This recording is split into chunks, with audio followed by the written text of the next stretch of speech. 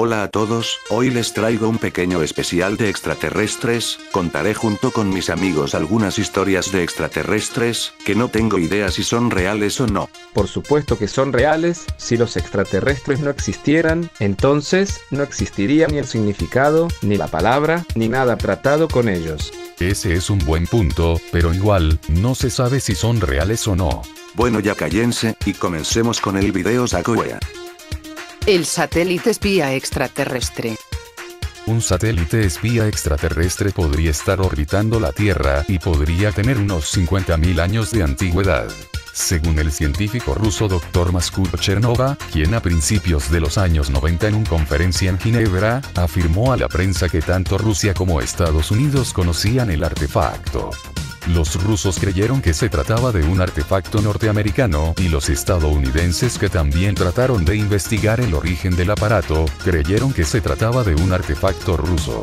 El satélite espía extraterrestre fue detectado por primera vez en 1988 por los radares soviéticos, aunque los Estados Unidos también tenían constancia de la existencia del artefacto. No se conoce la fecha exacta que lo detectaron por primera vez, supongo que también durante la década de los 80. El satélite tiene forma como de diamante, es de un tamaño bastante considerado para la época en la que fue descubierto, además es imposible acercarse demasiado, pues tiene un campo de fuerza muy potente que repele cualquier sonda de rastreo que se le aproxime. También la distancia de la órbita es bastante mayor que la de cualquier otro satélite terrestre. Se cree que para mayor dificultad de ser visualizado, según la poca información que se tiene sobre el supuesto satélite espía extraterrestre, los científicos creen que tiene una capacidad de absorber información muy poderosa y un radiotransmisor para enviar la información a la civilización que lo creó.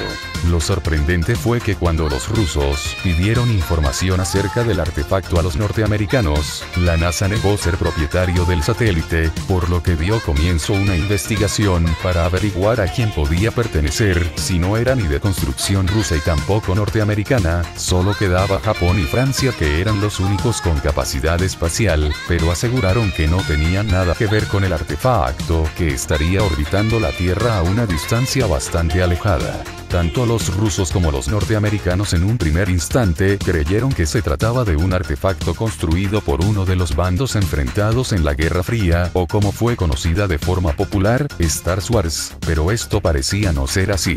De acuerdo con las afirmaciones del Dr. Chernova, solo quedaba una procedencia del aparato, y era que se trataba de un satélite espía de origen alienígena. Los oficiales norteamericanos no quisieron entrar en discusiones con las afirmaciones de Chernova, por lo que no discutieron las fuentes, pero dijeron que no era posible que el artilugio fuera de origen extraterrestre. Además, también añadieron en la conferencia que el artilugio no debía de representar ningún peligro para la humanidad, y que la NASA no quería saber nada más del asunto. Uno de los casi 200 científicos que asistió a los Estados Unidos y la Unión Soviética durante la carrera espacial y Guerra Fría, el Dr. Georges Milliard, un astrónomo francés, dio a conocer la información que conocía sobre el satélite espía extraterrestre, afirmando que era algo nunca antes visto por la humanidad, y además añadió que podía ser la prueba de que un mundo extraplanetario nos espía.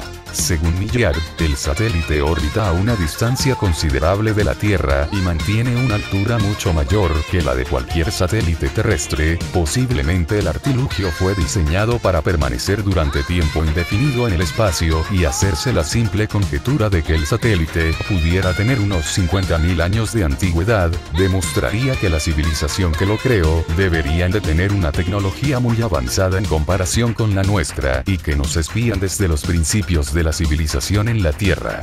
Por el momento todos son enigmas. Desde aquella conferencia en Ginebra a principios de los años 90, no se ha vuelto a saber nada de dicho satélite espía extraterrestre. No creo que vuelva a aparecer información confiable sobre el asunto, ya que todos conocéis el secretismo y la ocultación de mucha de la información en este tipo de casos. El Área 51, desierto de Nevada, Estados Unidos. Se dice que al caer la noche en el Área 51, empieza una actividad frenética, donde extrañas aeronaves sobrevuelan la base secreta. El acceso está totalmente prohibido. Los carteles advierten: está autorizado el uso de armas letales. Su espacio aéreo es el más inviolable de Estados Unidos. Se trata del polígono de tiro y de pruebas nucleares de Nellis, llamado comúnmente Área 51. También recibe nombres como Dreamland, Ground Lake o Cuadrado Rojo. Desde que se estableció el Área 51, varias personas declararon haber visto objetos extraños sobrevolando su espacio aéreo, pero las autoridades negaron los hechos.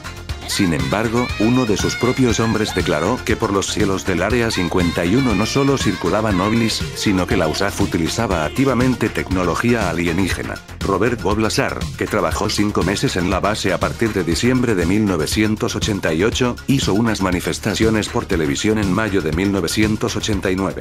Identificado como Dennis, su silueta aparecía a contraluz y su voz fue distorsionada electrónicamente, reveló que el gobierno de Estados Unidos estaba investigando 9 platillos voladores e intentaba adaptar la tecnología alienígena a sus propios fines. Añadió que tanto él como su mujer habían recibido varias amenazas de muerte. En noviembre, decidió aparecer públicamente para evitar mayores riesgos. Describió un lugar secreto, conocido como S4, cercano al lago Papoose, en el interior del Área 51, donde se guardaban las naves alienígenas. Explicó que él formaba parte de un equipo de 22 ingenieros contratados para investigar los sistemas de propulsión de los platillos. Bob Lazar asegura que algunas de las naves que están en el Área 51 provienen de Zeta Reticuli. Según Lazar, el S4 era un enorme complejo subterráneo que ocupaba toda una cordillera montañosa. Al principio, pensó que estaba trabajando con tecnología altamente sofisticada creada por el hombre, pero cuando entró en uno de los platillos, se convenció de que era de otro mundo porque tanto su forma como sus dimensiones no parecían haber sido concebidas por humanos. No tenía junturas aparentes, nada de soldaduras, ni pernos o remaches, dijo Lazar. Los bordes de todos los elementos eran redondos y suaves, como si estuviesen hechos con cera caliente sometida a un rápido proceso de enfriamiento. Según el testimonio, había troneras, arcos y delgadas sillas de solo 30 centímetros de altura. Su unidad de propulsión era un objeto no mayor que una pelota de béisbol, que irradiaba un campo antigravitatorio a través de una columna hueca, emplazada verticalmente en el centro de la nave. Lazar tuvo acceso a un memorando que confirmó sus sospechas. Había una cantidad impresionante de información sobre ovnis, incluso fotografías de autopsias de pequeños seres grises con grandes cabezas calvas. Se afirmaba que los alienígenas procedían de la galaxia Zeta Reticuli y se citaba un incidente, ocurrido en 1979, en el que los alienígenas mataron a varios guardias y científicos de la base. Todo ello le convenció de que estaba trabajando en una nave alienígena, creada por mentes alienígenas con materiales alienígenas. Él nunca afirmó categóricamente que viera alienígenas en el S4, pero sí vio algo extraño. Andando por un pasillo pudo observar, a través de una puerta entreabierta, a 2 hombres con batas blancas mirando hacia abajo y hablando a algo pequeño con brazos largos. Solo fue un vistazo rápido, pero no sé qué podía ser aquello, dijo Lazar. Amenazas de muerte. Cartel de área restringida. No pasar ni hacer fotos. Otro periodista que investigaba el Área 51 abandonó por miedo a las represalias. Un ingeniero electrónico dijo que había visto un platillo volante y estaba dispuesto a declararlo en un programa de televisión. Se echó atrás al percatarse de que era vigilado. Otro testigo fue amenazado directamente. Sabemos que viaja mucho, le dijeron, y no nos gustaría que usted o su familia sufrieran un accidente. Ante la cámara, Lazar se muestra frío, calmado y sin pretensiones. No alardea de conocimientos en temas que no domina. Ha contado siempre la misma historia, lo cual no es habitual en los falsos testigos. Pero él mismo tiene algunas lagunas. No ha podido demostrar documentalmente sus 2 diplomas obtenidos en prestigiosas universidades norteamericanas, está arruinado y fue declarado culpable de regentar un burdel. Los motivos de Lazar para dejar el anonimato son también dudosos. Asegura que lo hizo porque pensó que no dar la cara era un insulto para la ciencia y los ciudadanos de su país. Sin embargo, sus bocetos de la nave alienígena se han comercializado en forma de maqueta y ha vendido los derechos de su historia para hacer una película. Lazar asegura que, entre 1982 y 1984, trabajó para la Iniciativa de Defensa Estratégica, la Guerra de las Galaxias, en el Laboratorio Nacional de Los Álamos, en Nuevo México, lo cual fue negado rotundamente por las autoridades, asegurando que no había ningún documento que probase dicho empleo. Pero durante su investigación, el periodista Josh Knapp vio que el nombre de Lazar constaba en el directorio telefónico interno de Los Álamos. Por otra parte, parece confirmarse por la declaración de la renta. Desgraciadamente, captar un ovni en película o en cinta de video no es una prueba definitiva de su existencia. En Secrets of the Black World pueden verse dos platillos voladores, pero uno de ellos tiene el aspecto de un reactor volando a poca altura y el otro era una secuencia mal montada de un cubo de basura volador. A pesar de todo, muchos piensan que está ocurriendo algo en el desierto de Nevada. Hay por lo menos 8 Black Programs volando por el Área 51, asevera el escritor aeronáutico Jim Goodall. Los Black Programs son proyectos secretos del gobierno, como el bombardero Stealth, que incluyen asombrosas pruebas de velocidad y maniobrabilidad que pueden hacer pensar a muchos que se trata de platillos voladores. El incidente de Roswell. En 1947, Estados Unidos anunció el hallazgo de un platillo volador cerca de Roswell, Nuevo México. Horas después lo desmintió. ¿Qué hay detrás de esta historia? Titulares de Roswell Daily recordando la noticia de la captura de un platillo volante en un rancho de Roswell. Los titulares eran espectaculares. La RAF captura un platillo volador en un rancho de Roswell. El ejército declara que ha encontrado un disco volador. El ejército encuentra un platillo volador en un rancho de Nuevo México. El 8 de julio de 1947, el oficial de prensa de la base de las Fuerzas Aéreas estadounidenses en Roswell Army Airfield, RAAF, había lanzado la noticia más importante del siglo. La primicia se divulgó al mediodía, hora de Nuevo México, y debido a las diferencias horarias en Estados Unidos, llegó tarde a la mayoría de los periódicos de la mañana, pero apareció en algunos vespertinos. La nota de prensa inicial fue ampliada por la base aérea, y tanto la oficina del sheriff como los periódicos locales fueron asediados por una ansiosa opinión pública. De pronto, en medio de tanta expectación, el ejército cambió su versión. No era un ovni, sino solo un globo. Los titulares del día siguiente daban por zanjada la historia. La noticia sobre los platillos voladores pierde interés. El disco de Nuevo México es solo un globo meteorológico. Durante algunos días, en muchos periódicos aparecieron imágenes de los supuestos restos, y luego cesó la información sobre el incidente durante 30 años. La historia del platillo accidentado habría permanecido ignorada, de no haber sido por una conversación casual entre el físico nuclear Stanton Friedman y el director de una televisión de Luisiana. Un día de 1978, mientras esperaba para ser entrevistado acerca de sus trabajos sobre ovnis, Friedman entabló conversación con el director de la emisora, quien le dijo que debía hablar con un hombre llamado Jesse Marcel. Cuando estuvo en el ejército, Marcel llegó a tocar fragmentos de uno de esos platillos voladores. Ahora vive en Houma, Luisiana. Un testigo presencial, base RAF del 509, grupo de bombardeo, que en 1945 probó la primera bomba atómica. Se dice que allí estuvieron los restos del ovni estrellado. Al día siguiente, Friedman se puso en contacto con Jesse Marcel, oficial de información de la RAF cuando ocurrió el presunto accidente, cerca de Corona, a 120 kilómetros de Roswell. Marcel dijo que se le ordenó recoger los restos y entregarlos en Brickfield, Ohio, donde el ejército almacenaba material capturado al enemigo. No recordaba las fechas exactas. Mientras esto sucedía, el oficial de prensa, Walter Out, anunciaba oficialmente la noticia, que sería desmentida ese mismo día, afirmando que se trataba de un globo meteorológico. El ufólogo Ian Moore, que colaboraba con Friedman, obtuvo el relato de un testigo, que daba un marco temporal a los acontecimientos. En el primer número de Flying Saucer Review, la presentadora de televisión Uge Green declaraba que, cerca de Filadelfia, escuchó en la radio del coche que el ejército había recuperado un ovni.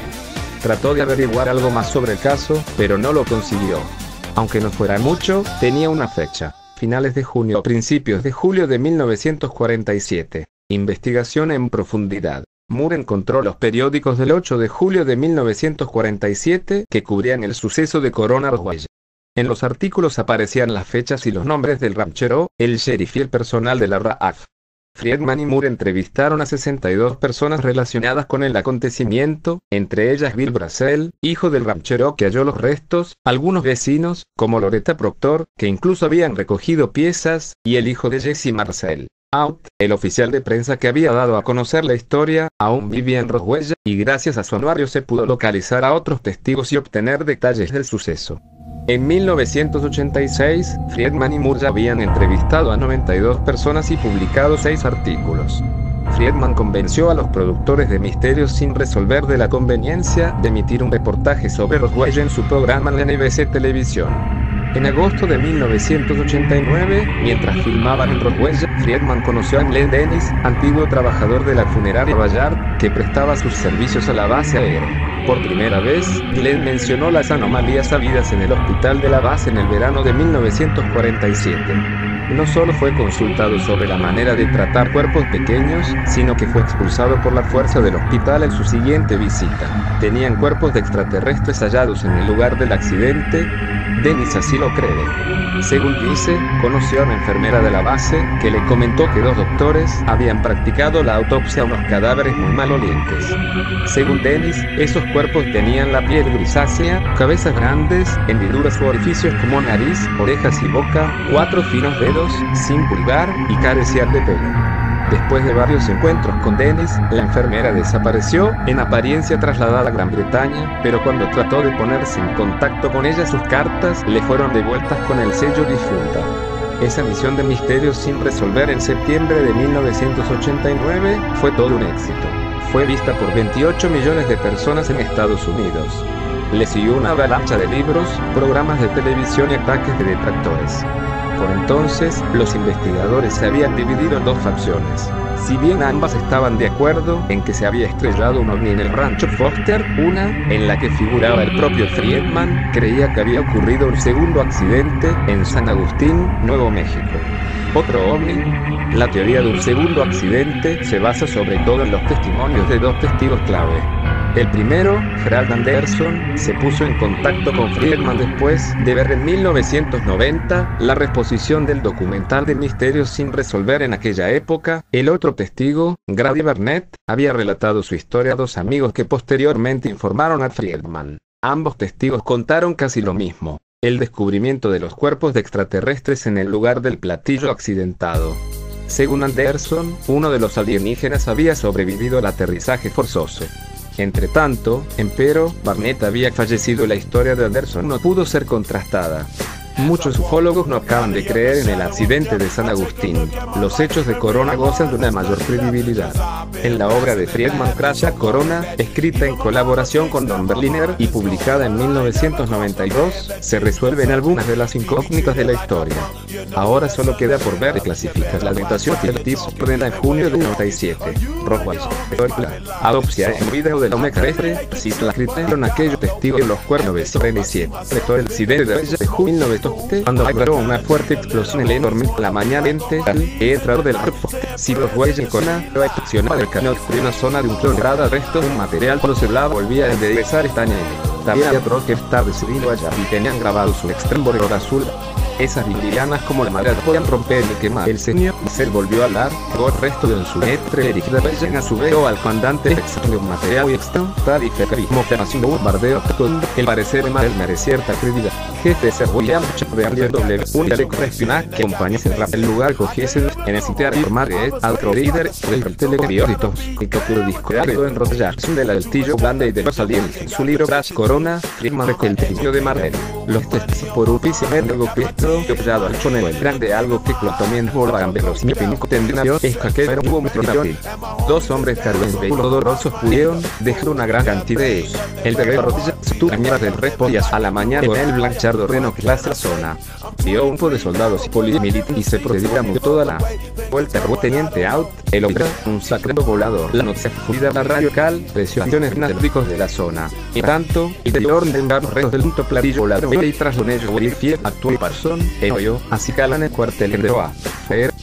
Mientras, el jefe del cabía cuesta militar, al que retas la alternativa, que desde la gente decide de manos general, el jefe de Salvador Sort le dijo que no comentaba sería el asunto. Y el Merabase llevó un rollo globo de reflector de radar hojalillas de madera. Se puso sus retos y se dijo habría metido error que un platillo volador y un reflector de radar. La nueva selectiva 17 tarde periódico, expedición 63. El tour decía el jefe que trata de método numerológico. Hallazgo de la limpia rancho de sus alrededores de una semana. Durante el se prohibió hacer hablar con altos sendeos y 2 días más tarde entró el principal volador y a solo mirte a ver en besitos no están Tom Friedman y otro militar eficados como EB, ha visto un cuerpo cercano a FB estaba destinado a ser una Washington DC, cuando él otra revino la orden de ir a una vez allí, dos fue conducidos a una tienda montada en un campo y se les dijo que frogase su color. Le parecieron desproporcionadamente grandes. Las fotografías a la famosa filmación de autopsia que hicieron a uno de los causa del accidente de 1995 para difundir eventos de la supuesta extraterrestre. La alienígena fue con las descripciones de algunos lugares. El cara afirma que rodeado por 37 cerca de Gorro, Nuevo. Puta, ¿se la creen? Bueno mis amigos, esto fue todo por hoy, tal vez después haga una segunda parte de este video, hasta la próxima.